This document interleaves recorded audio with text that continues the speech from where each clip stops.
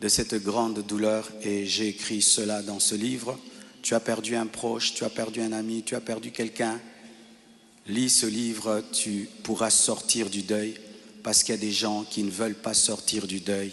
Dieu veut que tu sortes du deuil parce qu'il y a un projet d'avenir pour toi. Amen. Alors, vous remarquez la présence de quelqu'un à côté de moi.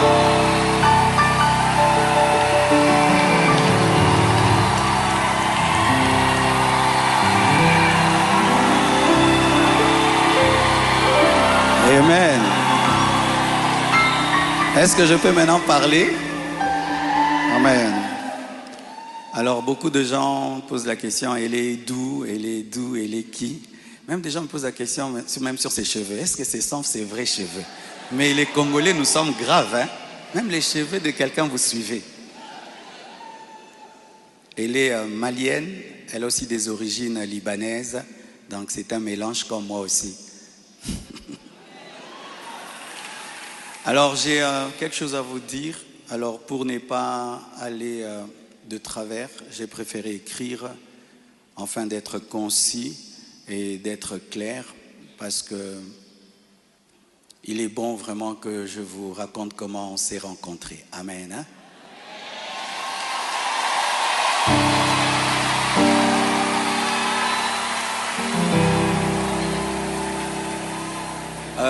Est-ce qu'il y a quelqu'un qui parle en lingala? J'aimerais aussi que ceux qui parlent le lingala entendent.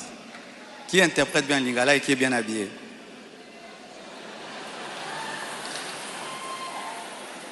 Ok, on va traduire pour ceux qui parlent en lingala un jour.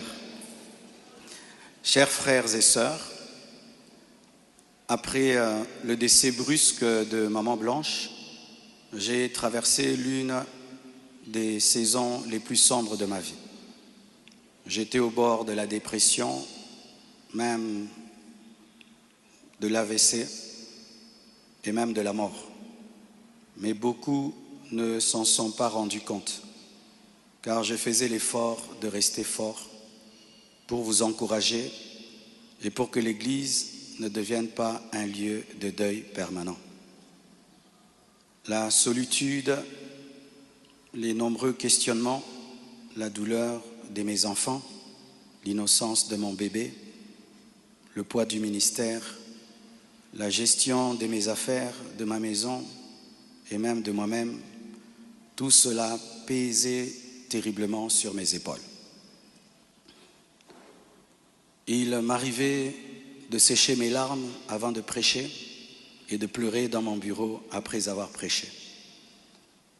Dans cette épreuve, le pasteur Ézéchiel Moulumba, un ami d'enfance et fils du même père spirituel, me parla un jour de sa fille Esther.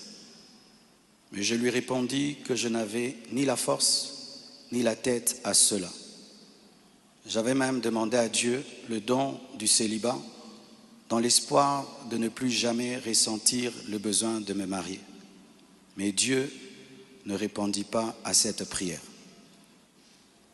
À plusieurs reprises, par l'intermédiaire des prophètes, des songes et des convictions personnelles, le Seigneur me fit comprendre qu'il voulait que je continue ma route et que je refasse ma vie avec quelqu'un d'autre et qu'il était dangereux pour moi de rester longtemps dans le veuvage car un plan maléfique se tramait contre ma vie, mon ministère, ma famille et l'Église. Je me souviens d'une vision particulièrement marquante. J'étais dans une chambre encerclée de très longs serpents aux couleurs magnifiques. Ils faisaient semblant de dormir, attendant que je marche sur l'un d'eux pour m'attaquer.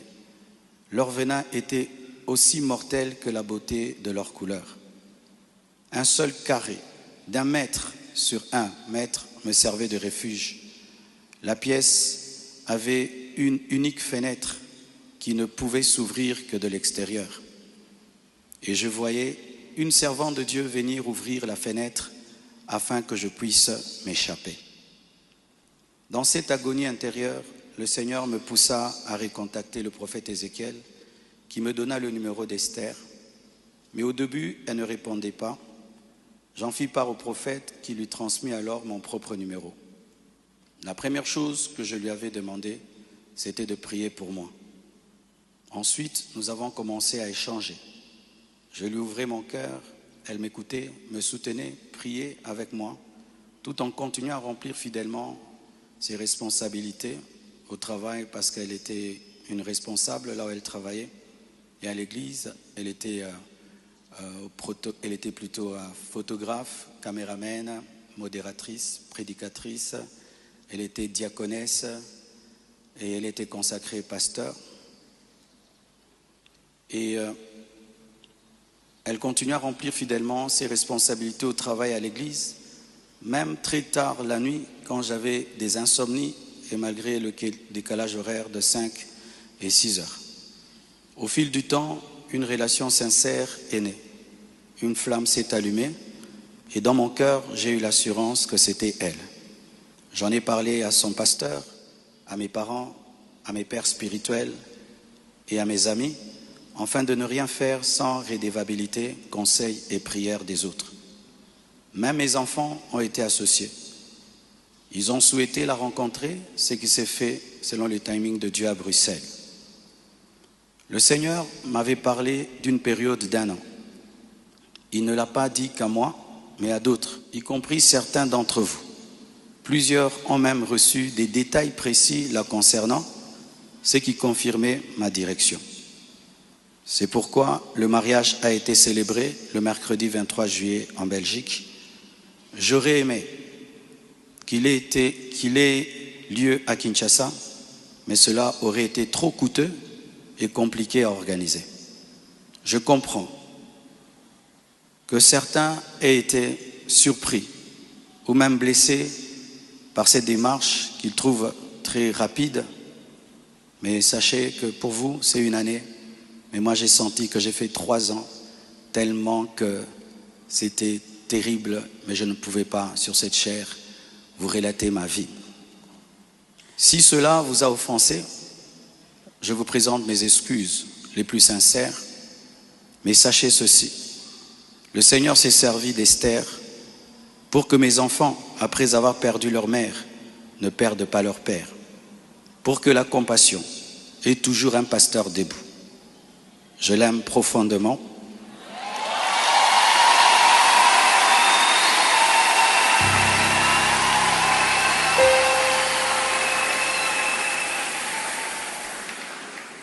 Je l'aime profondément. Elle n'est pas venue pour effacer la mémoire de Maman Blanche, mais pour continuer l'œuvre, comme Élisée après Élie, avec humilité et soumission à Dieu.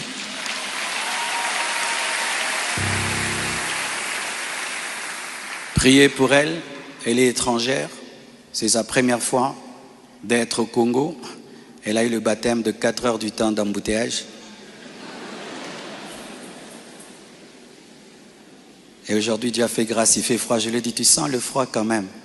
Elle a dit, mais c'est climatisé. Je dis, non, c'est le vent. Priez pour elle, portez-la dans vos cœurs, comme vous m'avez toujours porté dans les vôtres. Demeurez en paix et continuez à prier pour nous, pour toutes ces certaines choses que vous entendez. Je vais clarifier ça progressivement avec le temps de Dieu, dans l'amour, dans le pardon et dans la sagesse, sans rancune. Et merci de tout cœur et que Dieu vous bénisse abondamment.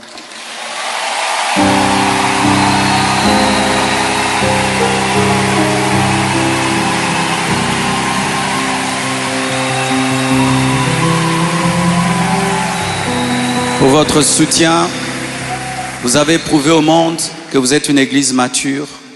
Vous avez prouvé au monde que vous êtes une église enracinée. Vous avez prouvé au monde que votre foi est fondée sur Jésus. Vous avez prouvé au monde que vous êtes une église 4x4, une armée de Dieu.